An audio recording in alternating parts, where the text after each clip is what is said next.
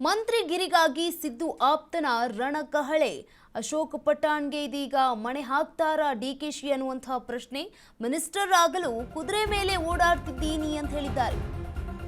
ಮಂತ್ರಿಗಿರಿಗಾಗಿ ಸಿದ್ದು ಆಪ್ತನ ರಣಕಹಳೆ.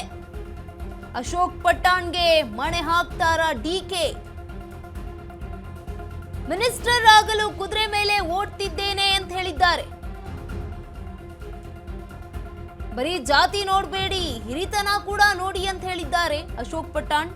ಬೆಳಗಾವಿ ಜಿಲ್ಲೆಗೆ ಇಡೀ ರಾಜ್ಯಕ್ಕೆ ನಾನೇ ಸೀನಿಯರ್, ನಾನು ಕಾಂಗ್ರೆಸ್ ವಿದ್ಯಾರ್ಥಿ ನಾಯಕನಾಗಿದ್ದವನು ಅಂತ ಕೂಡ ಹೇಳಿರುವಂತದ್ದು. ದೇವರಾಜ್ ಅರಸು ಅವರ ಕಾಲದಿಂದಲೂ ಕೂಡ ನಾನು ಇದ್ದೇನೆ, ನನ್ನನ್ನ ಮಂತ್ರಿ ಮಾಡಿ ಅಂತ ಹೇಳಿಕೊಂಡಿರುವಂತದ್ದು. ರಾಮದುರ್ಗ ಶಾಸಕ ಅಶೋಕ್ ಪಠಾಣ್ ಇದೀಗ ರಣಕಹಳೆ ಕಾಂಗ್ರೆಸ್ ಪಕ್ಷದಲ್ಲಿ. ಇನ್ನು ಮಂತ್ರಿಗಿರಿಗಾಗಿ ಸಿದ್ದು ಆಪ್ತನ ರಣಕಹಳೆ ಮುಳುಗ್ತಾ ಇದೆ ಬೆಳಗಾವಿಯಲ್ಲಿ. ಅಶೋಕ್ ಪಠಾಣ್ಗೆ ಈಗ ಮಣೆ ಹಾಕ್ತಾರಾ ಹಾಗಿದ್ರೆ ಸಿಎಂ ಡಿಕೆಶಿ ಅನ್ನುವಂತಹ ಪ್ರಶ್ನೆ. ಮಿನಿಸ್ಟರ್ ಆಗಲು ಕುದುರೆ ಮೇಲೆ ಓಡಾಡ್ತಿದ್ದೀನಿ ಅಂತ ಕೂಡ ಅವ್ರು ಹೇಳ್ಕೊಂಡಿರುವಂತದ್ದು.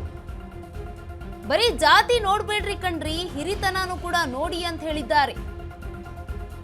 ಬೆಳಗಾವಿ ಜಿಲ್ಲೆಗೆ ಇಡೀ ರಾಜ್ಯಕ್ಕೆ ನಾನೇ ಸೀನಿಯರ್ ಅಂತ ಹೇಳಿರುವಂತದ್ದು. ನಾನು ಕಾಂಗ್ರೆಸ್ ವಿದ್ಯಾರ್ಥಿ ನಾಯಕನಾಗಿದ್ದವನು. ದೇವರಾಜು ಅರಸು ಅವರ ಕಾಲದಿಂದಲೂ ಕೂಡ ನಾನು ಇದ್ದೇನೆ, ನಾನೇ ಒಂದು ಸೀನಿಯರ್ ಆಗಿರುವಂಥದ್ದು, ನನ್ನನ್ನ ಮಂತ್ರಿ ಮಾಡಿ ಅಂತ ಈಗ ಮಾಧ್ಯಮದ ಮುಂದೆ ಮಾತನಾಡಿರುವಂಥದ್ದು ಅಶೋಕ್ ಪಠಾಣ್ ಅವರು. ರಾಮದುರ್ಗ ಶಾಸಕರಾಗಿರುವಂತಹ ಅಶೋಕ್ ಪಠಾಣ್ ಅವರು ಇದೀಗ ರಣಕಹಳೆಯನ್ನ ಮುಳುಗಿಸ್ತಾ ಇದ್ದಾರೆ ಬೆಳಗಾವಿಯಲ್ಲಿ. ಮಂತ್ರಿಗಿರಿಗಾಗಿ ಈಗ ಸಿದ್ದು ಆಪ್ತನ ರಣಕಹಳೆ ಜೋರಾಗಿ ಕೇಳಿ ಬರ್ತಾ ಇರುವಂಥದ್ದು. ರಾಜಕೀಯದಲ್ಲಿ ಬಸವಣ್ಣನ ತತ್ವ ನೋಡಿಕೊಡ್ಬೇಕು. ಸಿದ್ದರಾಮಯ್ಯ ಸಿಎಂ ಆಗಿದ್ದಾಗ ಸುರ್ಜೇವಾಲಾ ಭೇಟಿಯನ್ನ ನೀಡಿದ್ರು. 2.5 ವರ್ಷ ಬಳಿಕ ಅವಕಾಶ ನೀಡುವ ಭರವಸೆ ನೀಡಿದ್ರು. ಆಗ ಅಂದು ಆಡಿದ ಮಾತಿಗೆ ತಕ್ಕಂತೆ ನಡೆದುಕೊಳ್ಳಬೇಕು ಅಂತ ಹೇಳಿದ್ದಾರೆ. ಕೊಟ್ಟವರಿಗೆ ಮತ್ತೆ ಮತ್ತೆ ಅವಕಾಶ ಕೊಟ್ರೆ ಹೇಗೆ ಅಂತ ಪ್ರಶ್ನೆಯನ್ನ ಕೂಡ ಮಾಡಿದ್ದಾರೆ. ಅವಕಾಶ ಕೊಟ್ರೆ ನಮ್ಮ ಸಾಮರ್ಥ್ಯವನ್ನ ತೋರಿಸ್ತೀವಿ ಅಂತ ಕೂಡ ಮಾತನಾಡಿರುವಂಥದ್ದು. ರಾಹುಲ್ ಗಾಂಧಿ ವಿದೇಶದಲ್ಲಿರೋದ್ರಿಂದ ವಿಸ್ತರಣೆ ವಿಳಂಬ ಆಗ್ತಾ ಇದೆ. ಸಚಿವರಿಗಾಗಿ ನಾವು ಮತ್ತೆ ದೆಹಲಿಗೆ ಹೋಗೋದಿಲ್ಲ, ಸಚಿವಗಿರಿಗಾಗಿ ನಾವು ಮತ್ತೆ ದೆಹಲಿಗೆ ಹೋಗಲ್ಲ ಅಂತ ಹೇಳಿರುವಂಥದ್ದು. ಸಿದ್ದರಾಮಯ್ಯ ಡಿಕೆ ಮನಸ್ಸು ಮಾಡಿದ್ರೆ ಸಚಿವರಾಗ್ತಾರೆ. ಸಚಿವ ಸಂಪುಟ ವಿಸ್ತರಣೆ ಬಗ್ಗೆ ಅಶೋಕ್ ಪಠಾಣ್ ಹೇಳಿಕೆ.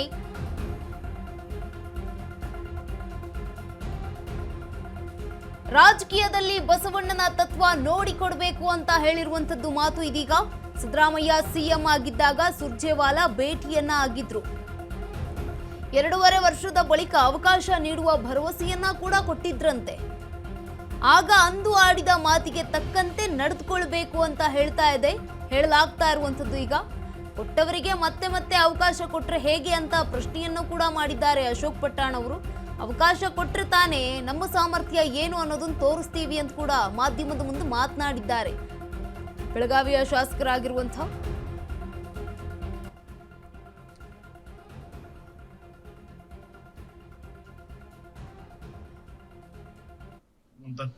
ಓಡ್ತಾನೆ ಇದ್ದೀನಿ, ಇನ್ನ ಆಗಿಲ್ಲ.